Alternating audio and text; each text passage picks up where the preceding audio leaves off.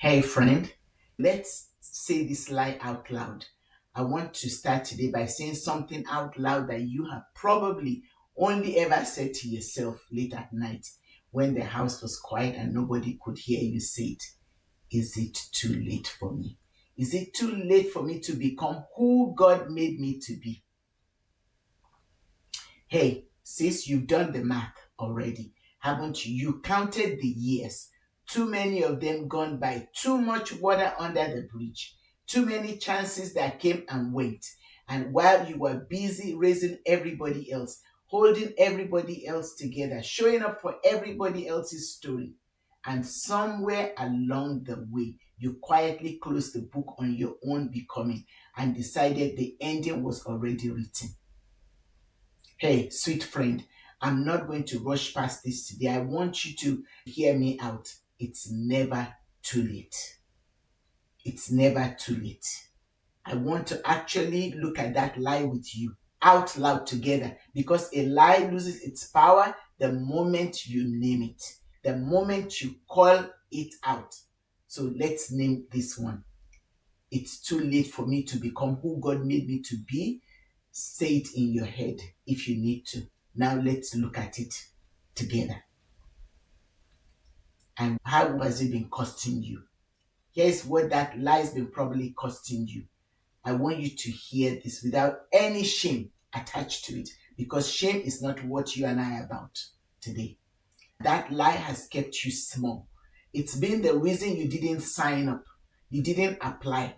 You didn't say the thing you actually think in your mind. You didn't start the thing you've quietly wanted to start for years. You've been putting it off. It's been the voice underneath the voice telling you that whatever window you had is closed and now you are supposed to just manage what's left. Maybe it whispers through a number, an age you've decided means something is over. Maybe it whispers through a mistake, a marriage you feel you woke up too late inside of, years you gave to something that didn't love you back the way you deserved. Maybe it whispers through your own faith, that dry, going through the motions feeling, where you look at other women who seem so close to God and you quietly think, that used to be me, but I don't know how to get back there. Wherever it whispers from, that lie is always the same thing underneath. Your best becoming is behind you. Sis, that's a lie. And I need to tell you plainly, that's not the truth you are facing. That is a lie you're believing. And this is exactly the kind of thing we sit together with in the Hidden Treasures community. The link is right below the video because so many of us have believed some version of this same lie in private. Each of us certain that we're the only ones carrying it. Let me tell you something, sis. You are not the only one. And you were never meant to argue with this lie alone in the dark with no one to give you the truth back. But before we get there, I want to show you what God actually says about the years you think are wasted. So let's talk about the God who restores what the years ate. There's a verse tucked away in the book of Joel that I want to put right in front of you today because I think it was written for exactly this moment. God says through the prophet Joel, I will restore to you the years that the swarming locust has eaten. Did you catch that? The years the swarming locust has eaten, the Lord will restore it. Now understand what a locust plague actually does. It doesn't just stay on the edges, it devours, it strips down everything to nothing, leaves the ground bare, walks away like there was never anything green there at all. And God was speaking to people who had watched years of their life get devoured, stripped bare, consequences by hard seasons of their own choices and other people's choices. And God didn't say, well, those years are just gone. He says, I will restore them. That word restore does not mean God hits a pause and pretends locust years never happened. It means that he takes what looked eaten, wasted, gone, and he does something good with it. He gives back what the devouring took. not always in the exact shape you are choosing, but he is not a God who leaves eating years as the final word. Friend, if you've been quietly grieving years, a decade where you weren't who you wanted to be, a marriage season you can't get back, a version of your faith that feels far away now, hear this. God is not asking you to pretend the locust never came. He's telling you he will restore what the locust ate. That is a completely different posture than it's too late. That's the posture of a God who specializes in giving back what the enemy has taken from you.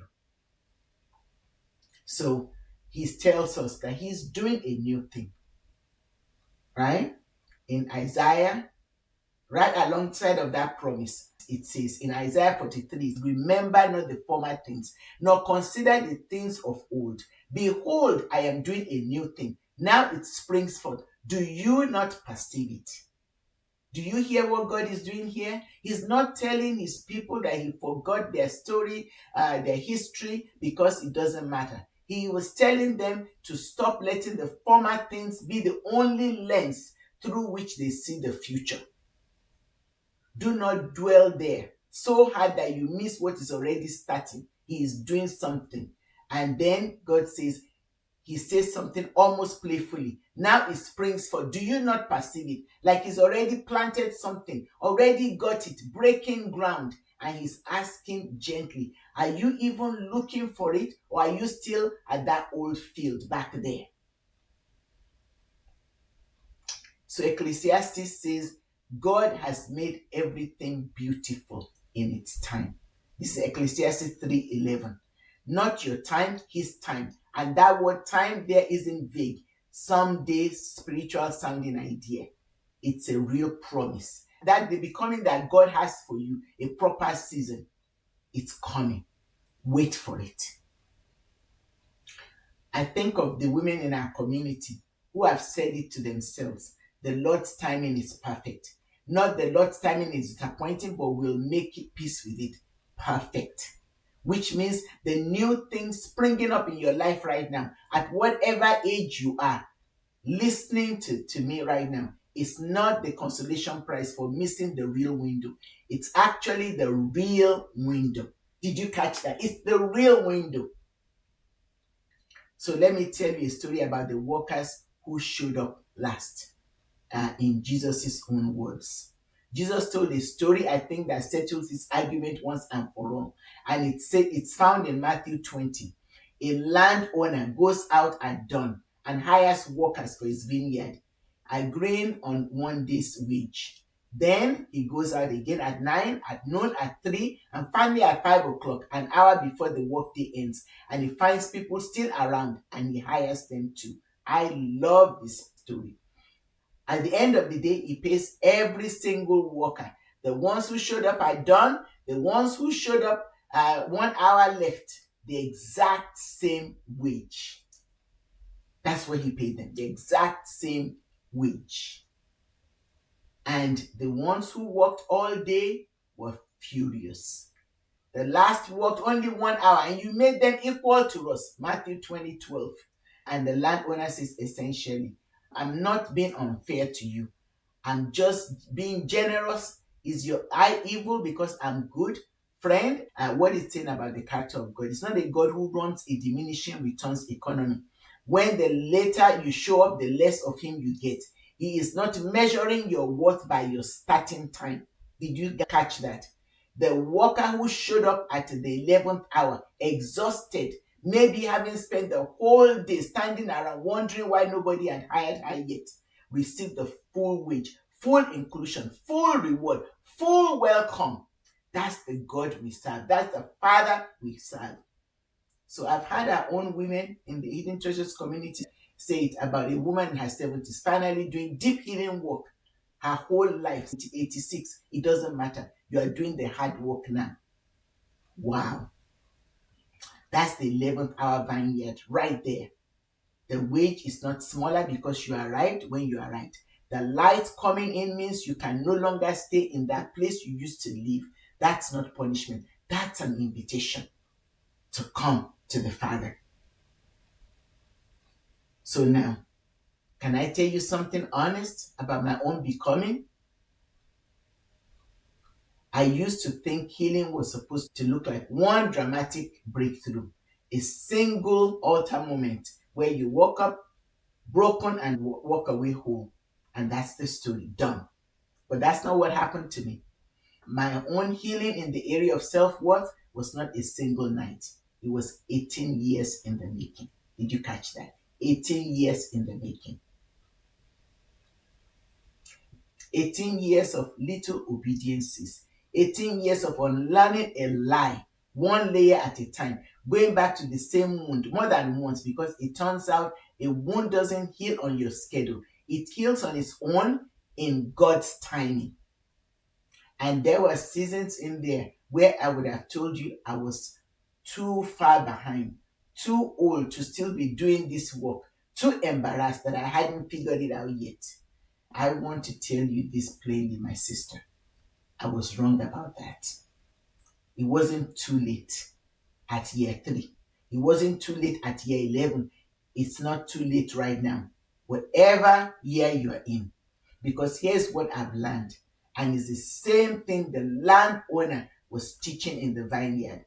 God was not withholding anything from me during those 18 years. He was building something that could actually hold what he wanted to give me. The becoming was never wasted time. It's workmanship. It's a process. So your becoming is a process. It's not a one-time deal. And it says, so here's what I want to leave with you. And it's a phrase I say often because I hear it as much as anybody else. It's not a one-off, it's a lifestyle. Becoming who God made you to be was never meant to be a single finish line you cross once and for all. It's not a moment you either caught or missed. It's a lifestyle, a daily returning, which means you have not missed your own shot, because there was never only one shot to begin with. There's today and there will be tomorrow. And the God who restores what the locust ate is still restoring you right now. He's still in the restoring business, and he's restoring you right now. In whatever chapter of your life you're standing in, he's right there restoring you. I think about that 11th hour worker walking home with a full day's wage in her hand. And I imagine she wasn't thinking about all the hours she missed anymore. She was thinking about the wage in her hand right now. And the landowner who looked at her exhausted and late and unsure she'd even been chosen and said, you too, come into my vineyard. And today, that's you, friend. That's you. He's calling you to come in. However late you feel, however many years you have counted up as lost, God is not tallying your start time. He's already restoring what the years ate. He's already springing new things up out of the ground right around you. He's already calling you into the vineyard right now, today, exactly on time. Come, it's not too late. So, hear this clearly before we pray. It's not too late to become who God made you to be. Not your age, not after your years, not after your losses, not after the dry season of your faith that you've been in. The Lord's timing is perfect, and He has not run out of new things to do in your life. So, let me pray with you. Heavenly Father, I bring you my sister, the woman watching this video right now. She's been quietly counting the years and calling them wasted. She's done the math. She's decided the window is closed. Lord, would you be the one who tells her the truth about her own story?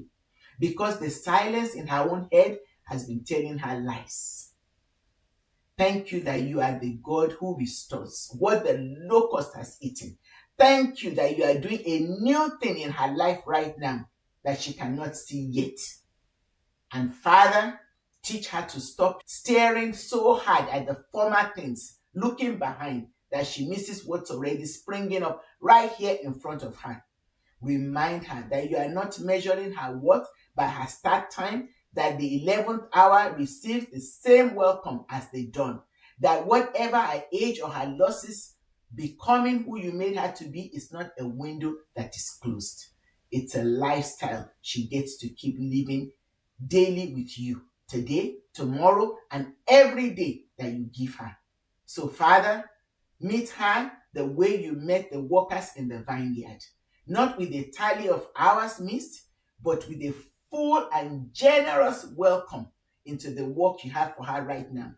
Thank you, Father, for wrapping my sister in your love today and always. We pray all of this with thanksgiving in Jesus' precious name.